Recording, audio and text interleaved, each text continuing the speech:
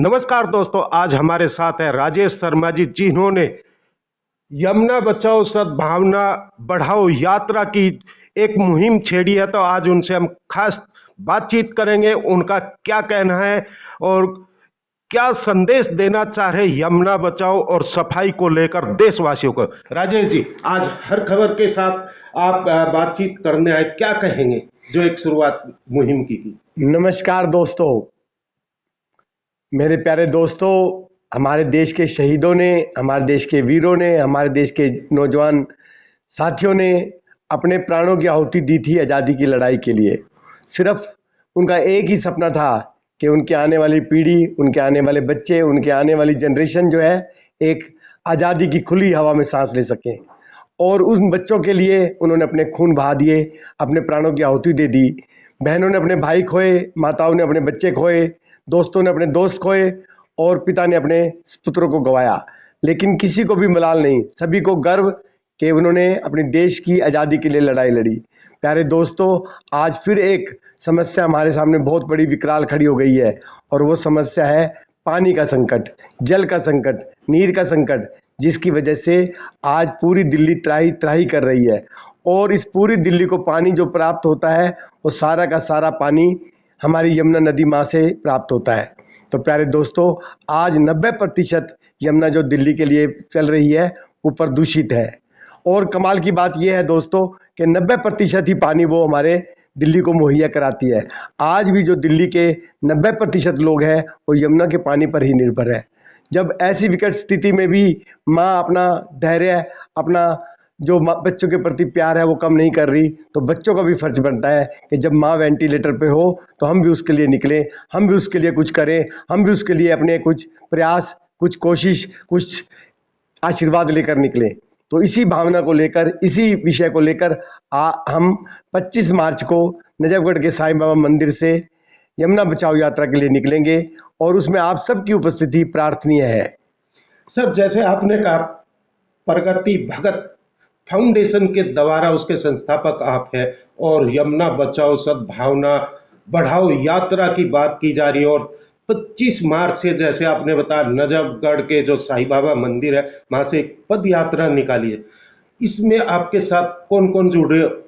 प्यारे दोस्तों, ये माँ का सवाल है और जब माँ का सवाल उठता है तो प्रत्येक बच्चा उसके लिए अपने प्राण, अपने आहुति देने के लिए तैयार हो जाता है। तो मुझे तो ऐसा सपना दिखाई देता है, मुझे तो ऐसा विश्वास दिखाई देता है, मुझे तो ऐसी सोच दिखाई देती है कि आज पूरा भारत चाहता है कि ये यमुना पवित्र, पावन और सुंदर होनी चाहिए, कल कल करती, लहराती, बल खाती और सबका जो है पानी का जो है मुंह मीठा कराती हुई गुजरे। और उसके लिए हर जनमानस इस लड़ाई में हमारे साथ चलने के लिए, अपनी आहुति देने के लिए तैयार है। और हमारे को नजफगढ़ की और देहात की और शहर की सारी जो सरदारी है वो सब साथ देने को लिए तैयार है। गांव के 360 के प्रधान जी हमारी महापंचायत में आए और उन्होंने आश्वासन दिया कि वो अपने पूरे दल बल के साथ, पूरे गांव की पंचायतों के साथ मिलकर इस मुहिम को आगे बढ़ाएंगे और सफल बनाएंगे। और हम भी घर घर जाकर एक एक व्यक्ति से मिलकर प्रार्थना करेंगे कि वो इस पानी की लड़ाई में, इस बच्चों के भविष्य की लड़ाई में और इस देश की सुंदर व्यवस्था की लड़ाई में हमारा साथ दें। मुझे पूरा विश्वास है कि सारा देश कंधे से कंधा मिलाकर अपनी माँ के लिए, यमुना माँ के लिए, पवित्र माँ के लिए, धार्मिक माँ के लिए जरूर हमारे साथ निकलेगा।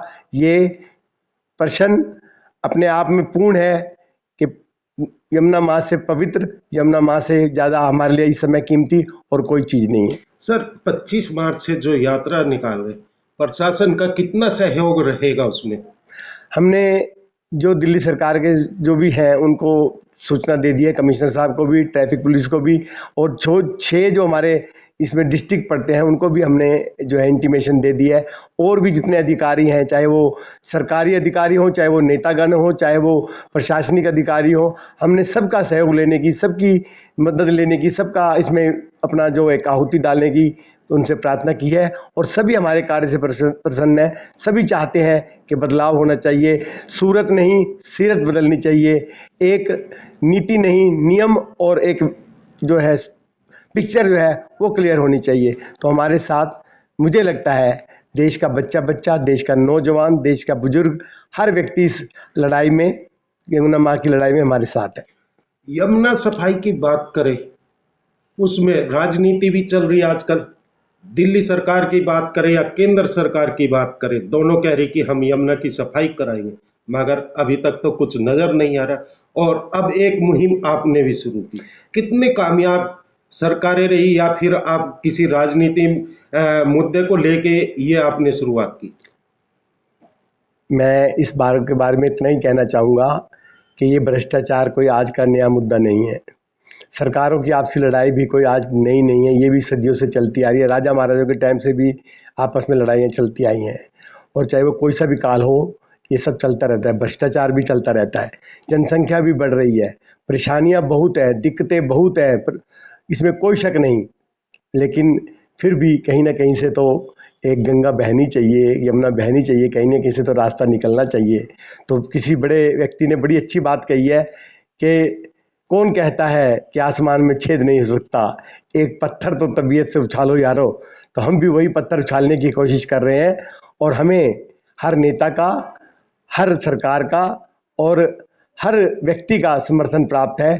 इसमें हमारे साथ कोई भी भेदभाव नहीं होगा, कोई भ्रष्टाचार वाला विषय नहीं होगा, कोई सरकारों की आपसी लड़ाई बीच में नहीं आएगी। जब एक मन, जब एक तन, जब एक शरीर, जब एक दिमाग एक दिशा में कार्य करता है, तो सारी परिस्थितियाँ अपने आप अनुकूल हो जाती हैं। और हमें पूर्ण विश्वास है कि हर व्यक्ति जो भी संवेदनशील है वो हमारे इस कार्यक्रम में हमारा साथ देगा। जी, तो हम बात करते हैं राजेश शर्मा जी अर्जुन, जो 25 मार्च से एक शुरुआत करने जा रहे हैं, यमुना बचाओ सद्भावना बढ़ाओ यात्रा। और प्रगति भगत फाउंडेशन के द्वारा ये एक यमुना सफाई की बात की जा रही है। मैं साथ साथ आपको ये भी बता दूं, जो हमारी केंद्र सरकार है उन्होंने भी नारा लगाया था कि यमुना की सफाई होगी। दिल्ली की बात करें, दिल्ली सरकार ने भी कहा था कि हम यमुना की सफाई करेंगे, मगर अभी तक तो यमुना की सफाई नहीं हुई।